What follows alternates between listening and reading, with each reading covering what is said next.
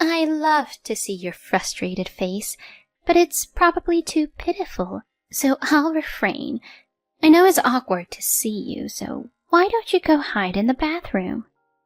The woman on the phone laughs hysterically and mocks me. I hate this woman more than anyone in the world. No, in the entire universe. 13 years ago, this woman stole my husband from me. I want to cut ties with her, but it's quite difficult, because sadly, this woman is my own sister. I chuckled as I held the phone to my ear for a while after it was unilaterally disconnected. My name is Kate, a 37-year-old divorcee. My married life fell apart in just half a year, and it's all because of my sister with a rotten character. I have a fraternal twin sister. Her name is Carly. Our appearance is so identical that even longtime friends mistake us for each other. However, despite our similar looks, our personalities are completely different. I'm more on the quiet side, but Carly was an active class president type. I excel academically, while Carly has better athletic abilities. Carly has a personality of speaking her mind immediately. You manage to wear such tacky clothes so well. We have the same face, so people will think I'm the one who looks tacky. It's the worst. Our sisterly relationship is not as good as it seems. It's fine within the confines of our home, but trouble always seems to follow my sister Carly. Back in our student days... What's your deal, hitting on my boyfriend? I often found myself being confronted by girls from other schools on my way home. Of course, I had no personal connection to them. Ugh, not again, Carly. Whenever Carly developed an interest in someone, she would shamelessly pursue them, regardless of whether they already had a girlfriend. I do think men can be awful, but my sister is the worst. And here I am, mistaken for her, suffering the consequences. What's more, she easily grows bored and breaks up with them, sometimes within just a week. It's truly exasperating. Carly, can't you stop this already? Don't you think about the feelings of the other person's girlfriend? And I'm also bothered by all of this. In response to my words, I'm afraid of the cynicism of unattractive women. Well, what about your man, Murphy, right? He's so plain, and I don't think there's any worry of him cheating. You can relax. He's out of the question for me. She proceeded to belittle my boyfriend. This man, Murphy, is the despicable ex-husband who callously abandoned me 13 years ago. We got to know each other at the same cram school and became close. He was more on the quiet side, and being with him brought me a sense of peace. His mother was a renowned fortune-teller, running her own fortune-telling establishment. We graduated from the same university and decided to get married 2 years later. However, just 6 months after our marriage, Please, just divorce me. I've reached my limit. You should know the reason, right? He hands me the divorce papers. Sitting next to Murphy with a triumphant expression on her face is my sister, Carly. It all came as such a sudden shock. Huh? Sorry? I don't understand. Did I do something? I have no recollection. In response to my words, my husband slams the desk. What? You've been cheating on me. Can you still say that, even after seeing this? Among the several photos lined up on the desk, there were images of a man and a woman entering a hotel together, looking affectionate. But from my perspective, I was simply being shown pictures of my sister Carly entering a hotel with an unfamiliar man. I couldn't understand all the meaning behind Murphy's words.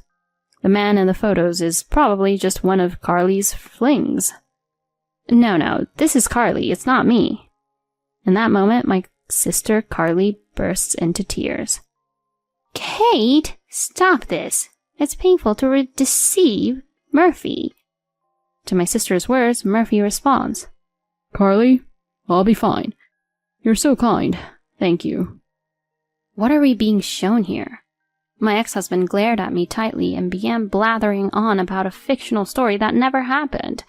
Apparently, I was having an affair and threatened my sister because I didn't want to be found out.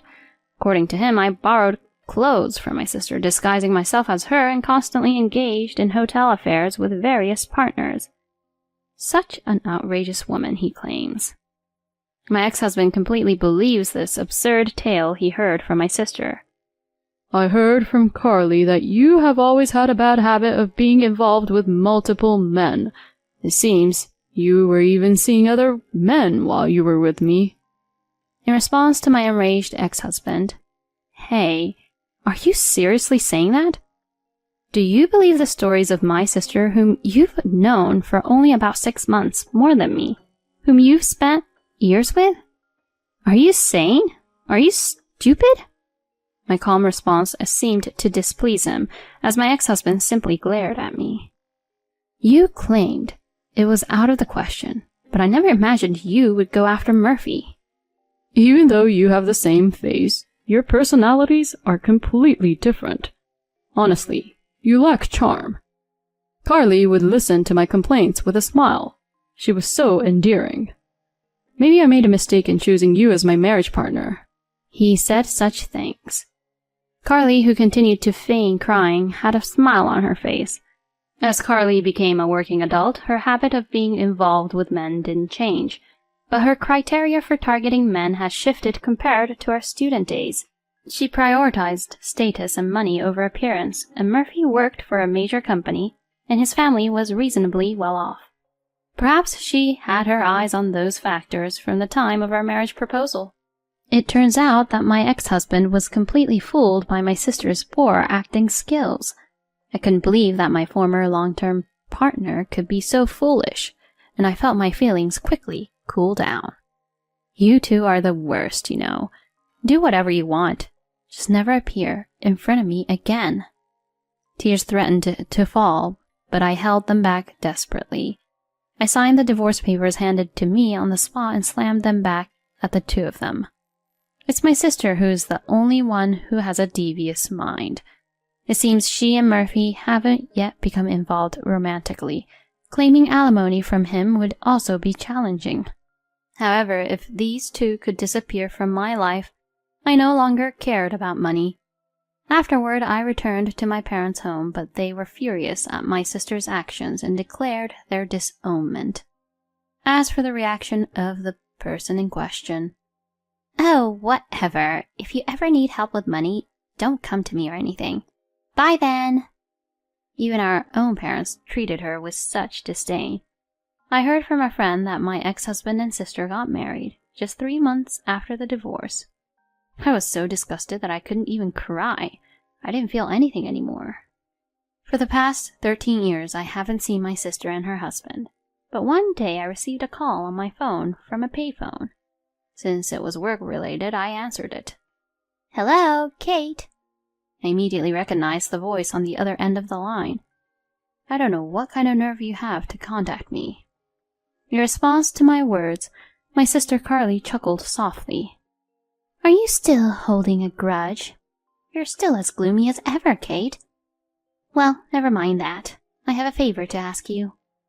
My sister continued talking without showing any remorse for the past. "I'm pregnant." "Huh?" "The father, of course, is Murphy, the one you loved so much. So I was thinking of announcing it to our parents, as it's their first grandchild. But I doubt those strict parents would listen if I told them directly. So tell them for me." She boldly gave me an order, even though she's been disowned. "And what makes you think you can say such audacious things when you've been cut off?" I retorted, but Carly had a comeback. "And what about you? How many years has it been since then?" "It's been 13 years. 13 years! I think you're the only one who still holds a grudge. You're probably still living alone in our parents' house, right? I'll be the one to show them a grandchild in your place." She mocked me. This girl is a genius when it comes to irritating people. I thought that while remaining silent, and then Carly continued. "I'd love to see your frustrated face, but I guess it's pitiful, so I'll refrain. It would be awkward to me, so why don't you hide in the bathroom or something?" She said that while laughing hysterically. And then, "I'll come over this weekend. Take care."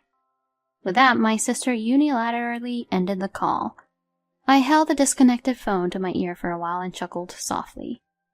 On that weekend, while I was enjoying a quiet time at home, my smartphone rang. It was a call from a public telephone. I assumed it was my sister.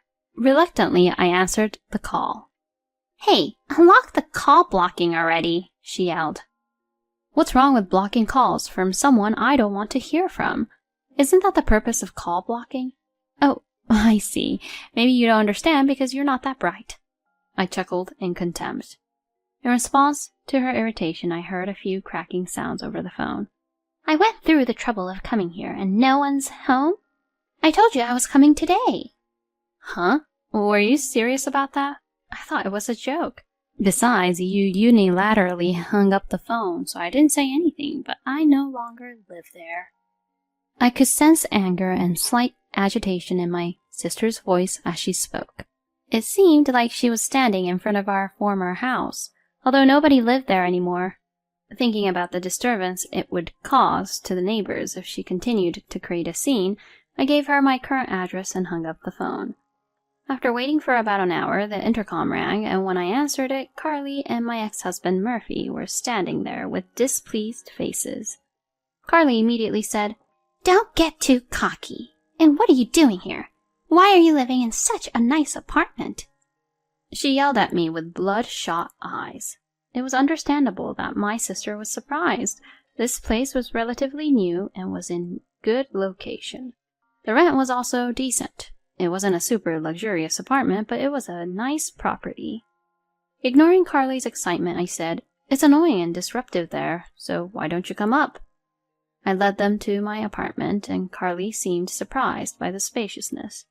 Seeing her frustrated expression, I couldn't help but chuckle. Inside the living room, our mother was sitting on the sofa silently observing my sister. Without uttering a word, she continued to gaze at Carly. "So you said you had something to discuss today, right? I'm not bothered by it, but if I'm in the way, should I hide in the bathroom?" I sarcastically remarked. "Never mind, I don't care anymore." Carly glared at me. And then she approached our mother and said, "Mom, it's been a while. I'm pregnant. That's why I wanted to talk today. I hope you'll let us stay here as a couple for a while." Without any sense of remorse for the past, my sister continued speaking. "Huh? You want me to live with you guys? No way, that's impossible. Have you forgotten what you did to me in the past? It's out of the question." Before I could finish my words, "Kate, just shut up. Besides, isn't this house still under Dad's name? You're an unmarried woman who couldn't even remarry at your age and are just leeching off our parents." Further adding insult to injury, "Thanks for your hard work until now. From now on, Murphy and I will take care of our parents' needs while living here together. Can you leave? And what about Dad? Is he at work?" My patience had reached its limit with my sisters smirking and laughing. However, it was our mother, who had been silently listening all along, who spoke up before me. "If it's about your father, he passed away." My mother muttered just those words. My parents are very serious people, and even though it was Carly, my sister, who was entirely at fault for the divorce 13 years ago, my parents have been apologizing to me all along. Especially my father. "I should have done better. It must have been my poor parenting. I'm sorry, Kate. I'm sorry." He became increasingly depressed, to the point where it was difficult for him to continue working. During that time, both my father and mother were still in their early 50s, and our living expenses were supported by my income and my mother's part-time job. After a while, my father was diagnosed with cancer and passed away 10 years ago. Right before his passing, my father said, "Please, don't contact Carly about this. If she shows up at my funeral, I feel like I won't be able to go to heaven." True to his words, neither my mother nor I contacted my sister. We moved into this house about 5 years ago. It was because my mother's health deteriorated due to work-related strain. We considered renovating our family home, but it was located on a hill, and the act of climbing the slope with my mother's condition would have been difficult. That's why we decided to move to this wheelchair-accessible property. Since we started living here, my mother said that her mobility has improved significantly. I thought I was calmly explaining this matter, but when I recalled my father's presence before he passed away, tears welled up. I believe my mother felt the same way. There were traces of tears in her eyes as well. However, my sister Carly's reaction to my story was, in a sense, as expected. Even if you tell me now, it's too late. And it's not my fault that Dad got sick, is it? Besides, you're able to live in such a nice place because of Dad's inheritance, right? It's unfair. What about my share? Don't I have the right to inherit too? Carly said these absurd things. Without missing a beat, Mother responded. Inheritance? There's no such thing. You only came crying to us when you got into trouble with your foolish actions before getting married. How many times did you have to pay alimony to the wives of the married men you got involved with? Living with someone who strayed from a right path like you? This is no joke. Don't you dare mock us. It was the first time both my sister and I had witnessed Mother in such a furious state. Perhaps realizing the tense atmosphere, my sister fell completely silent. And then Murphy, my former husband, who had been quiet like a doll until then, spoke up. Carly, maybe you've been deceiving me all along. My life has been a mess since I married you. You're reckless with money and don't do any housework. I had the chance to meet someone from our high school and they all warned me not to marry you, the twin sister. They said it was a terrible idea. I nearly burst out laughing at my ex-husband's words. It's quite something that he managed to stay married to her for 13 years. Furthermore, he approached me and said, Kate, I've regretted our separation for a long time. Would you consider starting over together here? Let's let bygones be bygones. As he said that, he gently reached out to touch my shoulders, sending shivers down my spine. No way, it's disgusting. Let bygones be bygones? Who are you kidding? And it's not something you should be saying in the first place. Just as I was about to deflect his touch, the door of the adjacent room swung open forcefully. Could you please not touch her with your dirty hands? Suddenly a man appeared, surprising both of them with wide-eyed astonishment. Who's that? Ignoring my sister's mutter, I said, I told you to stay hidden and not get involved. In response to my words, Richard said, I had to intervene because he was about to touch you, Kate. Besides, having a third party present can help with the discussion. That might be true, but... This is my husband, Richard. And also, Ryan, come here. This is my 8-year-old son, Ryan. I called out to my son, who had been peeking from the shadow of the door. He stared at my sister and her husband with a piercing gaze, as if he had overheard some of their argument. Huh? You got remarried? That's unbelievable. Why? My sister was more surprised than anyone to learn that I had a husband and a son. Murphy, my ex-husband, also seemed to be at a loss for words, his mouth opening and closing like a fish.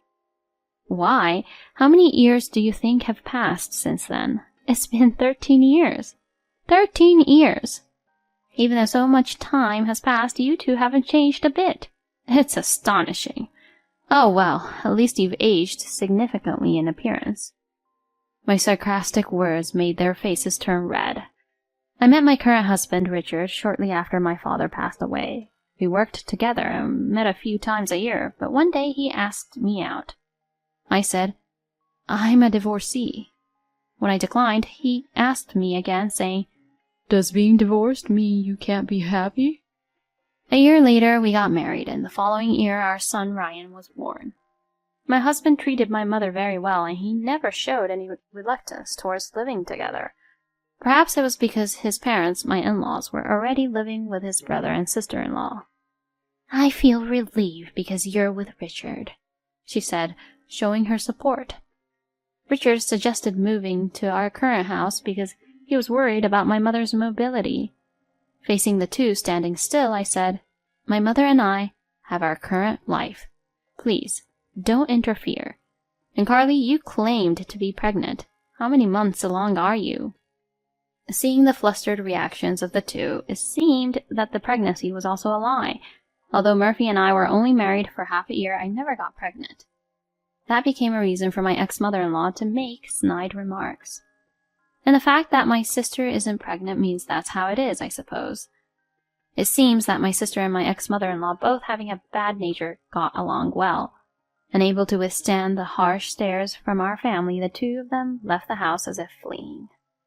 I've heard the story, but is she really your biological sister?